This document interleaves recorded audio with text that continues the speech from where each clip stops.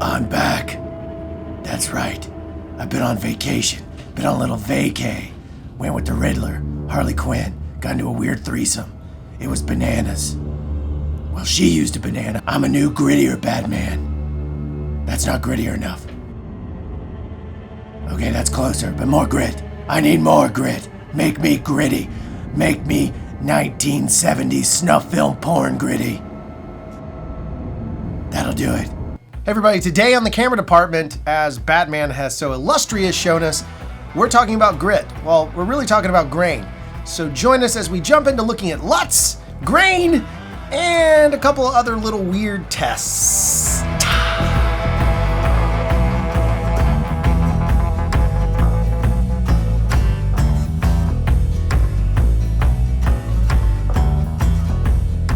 So today we're talking about LUTs, film grain, and some other soft FX that we've been playing with. One of the things that I hear a lot of people gripe about with a lot of micro four thirds cameras and DSLRs for that matter is the lack of that sort of filmic look. So we wanted to see how far we could push it for our own purposes. We have a project coming up, so we thought, like, let's just do some tests. So test one was take some of this footage we have of some delicious looking bacon, throw a few different LUTs on it, throw a few different grain passes, just look at it. So what you're gonna see is the raw test as we just kind of built them together. So let's check out that test.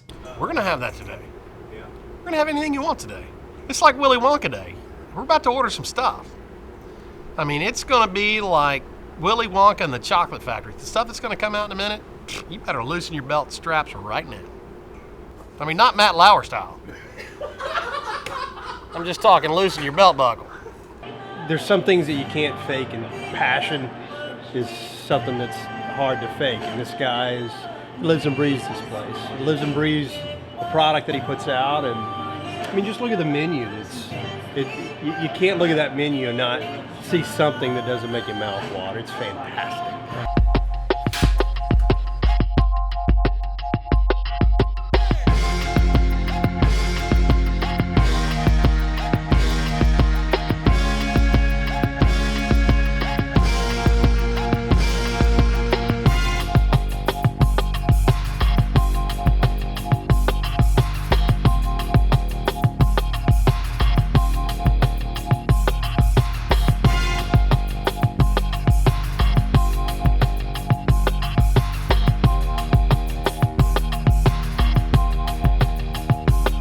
Walks into a place of business and he says, tell me what you're selling. Show me your recipe. Let me take it to the next level with local, with just a little bit of flair. Let me get down and look at that plate. And that's what he does. And he has enabled me to really take the great stuff that I have to whole nother levels. And we're just honored to have him with us today. Appreciate it. It's an honor to be. I worked with the product vigorously. I've been working with the product. Actually, the first time I worked with it was last year at the World Food Championships a little bit, and then really got to work with it at the Kansas City Royal, the World Series of Barbecue. Man, we had a blast with it.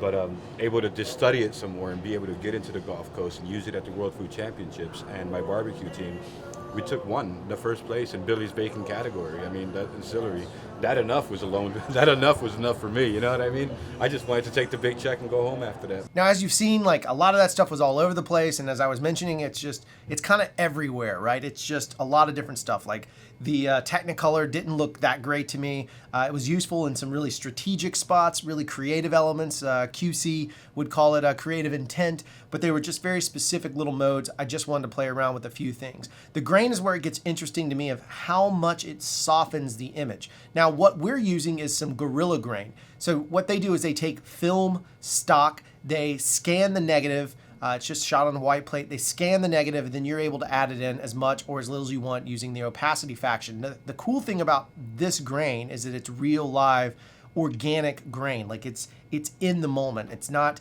derived from a digital source. So you're really getting an organic sort of approach. And I really love how it works with that Vision LUT that we've been using. It also looks really cool with the Kodachrome, though I found the medium grain to be a little bit more like robust. It felt right for Kodachrome, not necessarily as clean as I wanted it for Vision. Now, when using LUTs, the couple of things that me and Jeff do, typically, Jeff and I will use a LUT as a starting platform, and then Jeff will go do his own grade and make it magical. I use them to kind of create the mood and the feel. Certainly if I want to give that to a client or somebody else, it's just to help me build a platform. I liken it to like going through fonts. When you're trying to find the right font for something, you just kind of cycle through them. That's how a LUT is for me. I'll just cycle through a few of them, knowing what I'm trying to feel if I didn't know it ahead of time. Typically though, when I use a LUT or Jeff uses a LUT, we know about it in advance, so we know to shoot for that LUT, know the qualities of that LUT, and know the lenses that look best with that LUT, because I think that's the real factor, or those three factors rather, are what really combine to make something amazing. So looking at that, we then went through and started a new experiment. So after kind of going through all of that, one of the things that we were really interested in is figuring out a way of kind of putting these post effects on it, which would be like a soft effects. And one of the ways we approached doing that was by going into After Effects. And inside of After Effects, I built a very quick and easy little comp. And I'll show you guys what I did. And again, this is very experimental. I'm not saying this is the de facto way of doing it. I'm sure there's 10 other ways to skin that cat. But in this particular instance, what I went through to do is on the footage itself, you can kind of see on the footage itself, I added star glow, and inside of that star glow, I applied it to the whites only. So I targeted the luminance level, applied the star glow, and then blurred it pretty extensively and basically brought the streaks out. Now, star glow is a pay-for plugin you can get from Trapcode or from Red Giant, I believe. It's in the Trapcode suite. But I just took that and stretched it out. So the streak length is like 500 and the boost light is like at 2. It's still flawed. I haven't quite worked out the formula because I can see a little bit of variation, but it's pretty solid. Then the individual lengths, I blew them out even further, so they're all at 5. And that was the first test, and that's what we were showing you guys here. So when we go and look at this footage, you can actually see a very interesting contrast if we look at the two pieces of it. So the first one is just playing back that same clip. This is absolutely raw footage, right? Or not raw, but it's got a LUT on it. But there's no film grain to it. It's a little sharp. It's still pretty. It's a little sharp. This was shot on the Sigma 18-35 Art photo lens. And so you can see he looks pretty good. It's not too bad.